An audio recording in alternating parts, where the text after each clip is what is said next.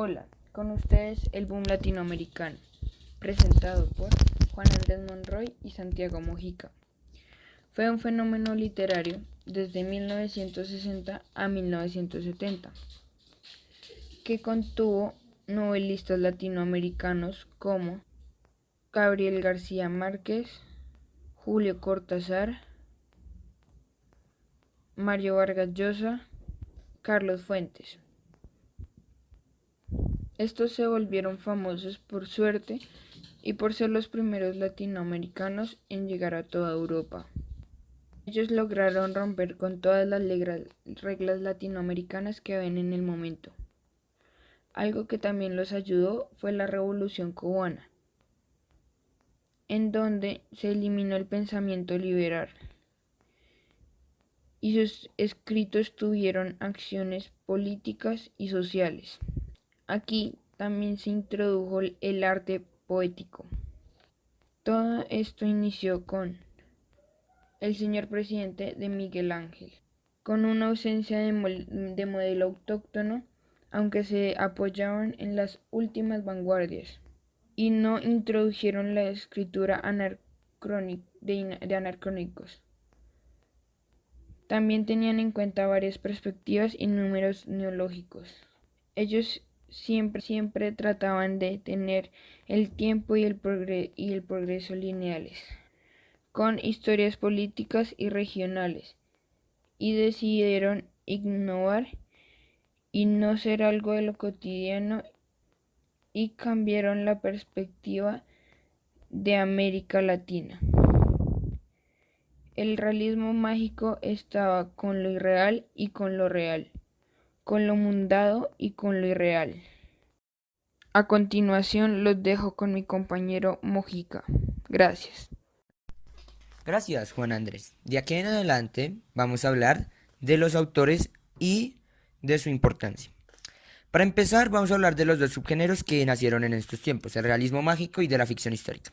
La ficción histórica la podemos definir como una forma distinta de ver la realidad, en la cual no necesariamente se tiene que basar en los hechos reales que han pasado en la historia, por eso es ficción histórica. Ahora vamos a hablar de Gabriel García Márquez, más conocido como Gabo. Gabo nació en Colombia en 1927. En sus inicios fue escritor y periodista del diario El Espectador. Luego de esto cobró mayor importancia durante el boom debido a sus escritos. Él tenía una mente y un pensamiento muy abierto, llegando a tal punto de viajar a Moscú en plena Guerra Fría. A él lo que le interesaba era escribir sobre lo que pasaba, sobre la realidad de nuestro continente, sobre lo jodida que era la situación social en el país.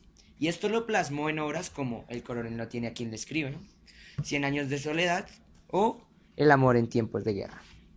Debido a todo esto, en 1982 recibió el Premio Nobel de la Literatura, a lo cual él dijo: yo tengo la impresión de que al darme el premio Nobel han tenido en cuenta la literatura del subcontinente y me han otorgado como una forma de adjudicación de la totalidad de esta literatura.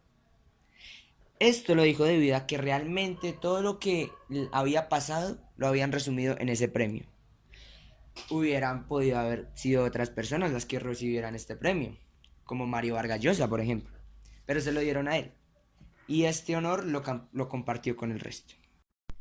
Gabo también aportó introduciendo el realismo mágico en sus textos, pues este no era más que el meterle imaginación, ficción, magia a los textos, convertir eso que nos parece irreal en algo totalmente cotidiano de la vida diaria que podría pasarnos a cualquiera. Eso hacía que sus textos tuvieran su toque, que se sintieran a Gabo. Pero lamentablemente toda historia llega a su fin. Y con esto, Gabo murió en Ciudad de México en 2014. Y hubo todo un homenaje, pues fue uno de los principales y más importantes literatos del siglo XX. Ahora vamos a hablar de Julio Cortázar. Julio Cortázar nació en Ixelles, perdón si lo pronuncié mal, Bélgica, el 26 de agosto de 1914. Él fue un escritor, traductor e intelectual argentino, aunque haya nacido en Bélgica, pues su familia se tuvo que mudar a Argentina debido a toda la crisis socioeconómica que vivía durante aquellos tiempos Europa. Lamentablemente, él fue durante su juventud un niño enfermo, algo así como el profesor de La Casa de Papel, por lo que se la pasó leyendo y leyendo a autores tales como Julio Verne, Víctor Hugo y Edgar Allan Poe, y también un poco de Jorge Luis Borges. Más tarde, en su adultez, él decidió abandonar Argentina debido a la crisis socioeconómica que pasaba allí y el régimen militar al cual se opuso. Y debido a esto, prefirió vivir en París, Francia. También tuvo un gran contacto con movimientos de izquierda y apoyó profundamente a la Revolución cubana, por lo que se puede evidenciar en sus textos, y en el cual finalmente el que lo llevó al éxito fue Rayuela. Pero también lamentablemente falleció el 12 de febrero de 1984 en París, Francia. Carlos Fuentes nació en Panamá en 1928. Él luchó contra la discriminación mexicana en Estados Unidos y fue un famoso crítico y publicista latinoamericano y cofundador de la Revista Mexicana de Literatura. Sus escritos principalmente fueron modernistas. También publicó la Nueva Novela Hispanoamericana. Él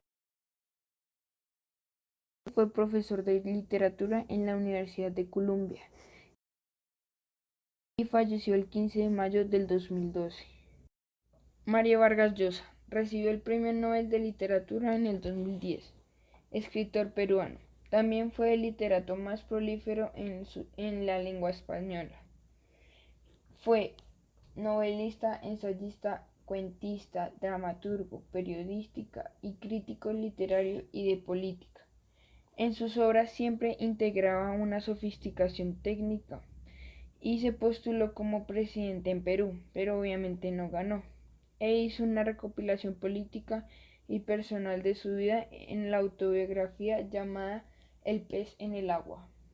Luego del boom podemos ubicar en la década de los 80 hasta, no se sabe exactamente, pero se considera ya superado, otro espacio literario llamado el post-boom.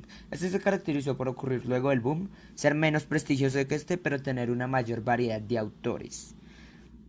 Entre los autores podemos destacar a José Donoso, Manuel Puig, Severo Sarduy, Antonio Escarmeta y Gustavo Sainz, aunque también tuvo una gran variedad de autoras, cosa que para esta época es bastante sorprendente, de las cuales podemos destacar a Luisa Valenzuela, Giannia Bracci, Cristina Peri Rossi, Elena Poniatowska y Isabel Allende.